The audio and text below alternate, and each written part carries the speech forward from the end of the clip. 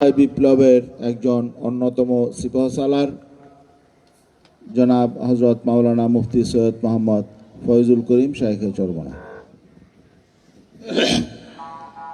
নাহমাদুল্লাহ আলা রাসূলিল কারীম। সময় একেবারেই নেব না। ভারত বিরোধী কথা হয়েছে। 53 বছর যারা শাসক ছিল সবাই ভারতের গোলামি করেছে। ঠিক। আসলে যারাই শাসক ছিল এবং যারা ক্ষমতায় যাওয়ার চিন্তা করতেছে তারাও ভারতের দালালি শুরু করেছে অলরেডি। আর বাংলাদেশের 53 বছর যারা ক্ষমতায় ছিল তারা কেউ এই জনগণের আশা এবং আকাঙ্ক্ষার পুনরাবৃত্তি ঘটাতে পারেনি। আমি আজকে গোল টেবিল বৈঠক থেকে শুধু একটা প্রস্তাব দিতে চাই যে শিক্ষার মধ্যে এমন কোনো জায়গা নাই যেখানে ধ্বংস করা হয়নি। এখন যদি বলেন যে আপনি ইসলামী শিক্ষা সেখানে দিবেন, মধুর সাথে যদি আপনি বিষ মিশ্রণ করেন সেই মধুতে কোনো কাজ হবে না। শুধু ইসলামী শিক্ষা দিলেই হবে না, বরং এই শিক্ষা যা সাজানো হয়েছে এর কোন অংশ আপনি বাদ দিবেন, কয়লার কোন অংশ আপনি কালো, যদি প্রশ্ন করেন যে তেঁতুলের কোন অংশ চুকা, মিষ্টির কোন অংশ মিষ্টি, এই প্রশ্নের জবাব এবং সমাংশ এই বিগত দিনের যে শিক্ষা কারিকুলাম সাজানো হয়েছে এর প্রত্যেকটা বই বাদ দিতে হবে, নতুন ভাবে বই সাজাতে হবে, নয়তো আন্দোলন ব্যর্থ হবে। আর একটা কথা হলো এই ইসলামী আন্দোলন বাংলাদেশ 5ই জুলাই বৈষম্য বিরুদ্ধে আন্দোলনের 5ই জুলাই থেকে শুরু করেছে। 4 আগস্ট শাহবাগে আমি বলেছিলাম বিকালে যে আগামী 5 তারিখ গণনগর জনগণের গণভবন জনগণ দখল করবে।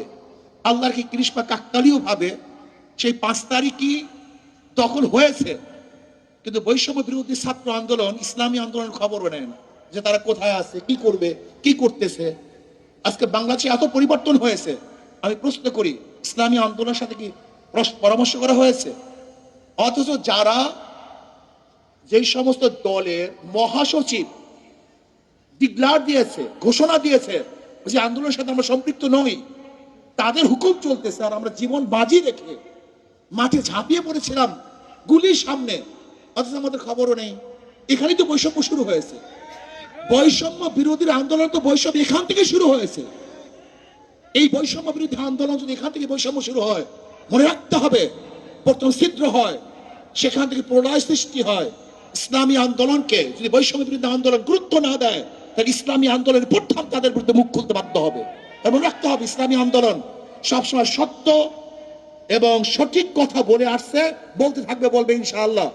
আমরা জীবন বাজি রেখে ঝাঁপিয়ে পড়েছিলাম ইসলামী আন্দোলন বাংলাদেশ দলীয় ভাবে এককভাবে বাংলাদেশের অন্য কোনো দল ব্যানার নিয়ে, এবং আমাদের পর্যায়ে কোনো লিডার এই বৈষম্য বিরোধী আন্দোলন অংশগ্রহণ করে নাই। ইসলামী আন্দোলন বাংলাদেশ আমাদের পর্যায়ে লিডার জীবনের বাজি রেখে বৈষম্য বিরোধী আন্দোলন সাকসেস করেছি। অথচ দেখা যায় ইসলামী আন্দোলন বাংলাদেশের খবরই নেয় না, এরা আসি কি তা জানাও যায় না। যারা নিজেদের নাম ব্যক্ত করতে লজ্জা পেয়েছে, ব্যক্ত করে নেই, তাদেরকে গুরুত্ব দেন আর বৈষম্য বিরোধী আন্দোলনের বৈষম্য বিরোধী কথা বলবেন, এটা হয় না। আসেন শিক্ষা সংস্কৃতি করি, এ দেশকে সংস্কৃতি আল্লাহ আমাদের সবাইকে কবুল করে নেন।